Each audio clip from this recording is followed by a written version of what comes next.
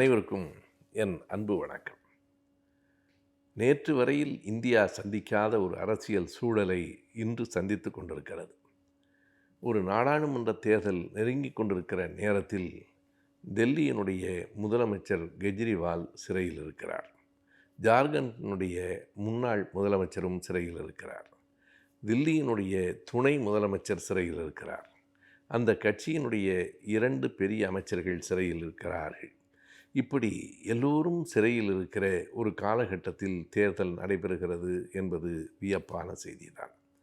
ஆனால் எதற்காக கெஜ்ரிவால் கைது செய்யப்பட்டிருக்கிறாரோ அதில் தொடர்புடையவர் என்று சொல்லப்பட்டு நவம்பர் 22, 2022 நவம்பரில் கைது செய்யப்பட்ட அந்த ரெட்டி என்கிற நபர் இப்போது வெளியில் இருக்கிறார். இது ஒரு பக்கம்.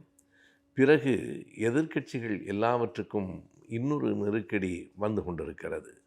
உடனடியாக வரி பாக்கியை கட்ட வேண்டும் என்று திரிணாமுல் காங்கிரஸுக்கு, இந்திய தேசிய காங்கிரஸுக்கு, எல்லா கட்சிகளுக்கும், பொது உடைமை கட்சிக்கு நோட்டீஸ் வந்து கொண்டே இருக்கிறது.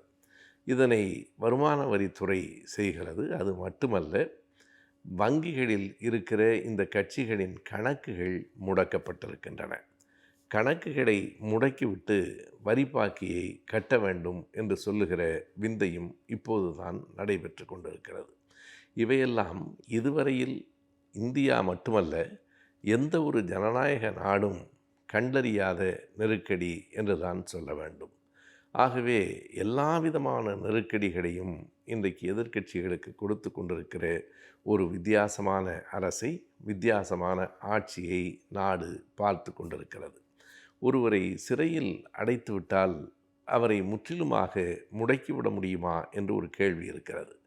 பொதுவாக ஒரு சாதாரண மனிதனை சிறையில் அடைத்துவிட்டால் அவனுடைய நடமாட்டங்கள் முடக்கப்படுகின்றன.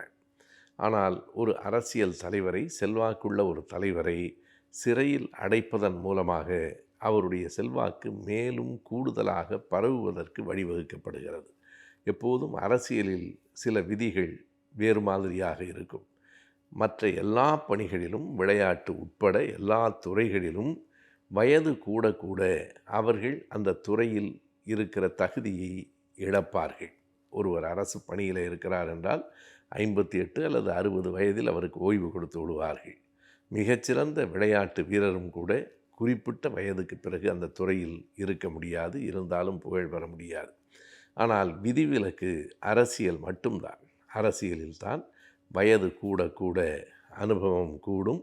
அப்படி அனுபவம் கூடுகிற போது அவருக்கான செல்வாக்கும் செயல்திறனும் கூடும். ஆகவே அரசியல் சில இடங்களிலிருந்து வேறுபடும். அப்படி இதையும் எடுத்துக்கொள்ளலாம். மற்றவர்கள் சிறையில் அடைக்கப்படுகிற போது ஓர் அரசு ஊழியர் சிறையில் அடைக்கப்பட்டால் அதன் பின்விளைவுகள் மோசமாக இருக்கும். ஒரு குடும்பத்தை சார்ந்தவர் சிறையில் அடைக்கப்படுகிற போது அந்த குடும்பம் சிதைந்து போகும். ஆனால் ஓர் அரசியல் தலைவர் சிறையில் அடைக்கப்படுகிற போது அவருடைய செல்வாக்கு மேலும் பல மடங்கு கூடும் என்பதைத்தான் அண்மையில் தில்லியில் நடைபெற்ற ஒரு பேரணி எடுத்து காட்டுகிறது.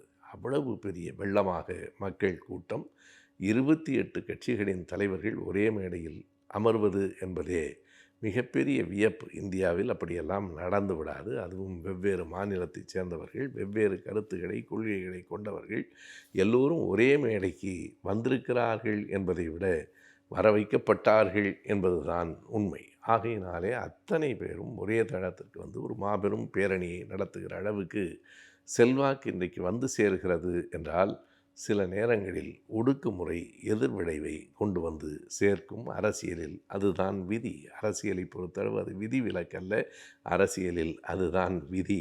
ஒடுக்கப்படுகிற போது எழுச்சி கூடுதலாக இருக்கும். அதற்காக நடவடிக்கை எடுக்கக்கூடாது என்ற பொருள் இல்லை. எடுக்கப்படுகிற நேரம் ஒரு குறிப்பிட்ட கட்சியினர் மீது மட்டும் எடுக்கப்படுகிற அந்த நடவடிக்கைகள் இவையெல்லாம் எதிர் விளைவைத்தான் தரும் என்பதை இன்று இந்தியா பார்த்து கொண்டிருக்கிறது.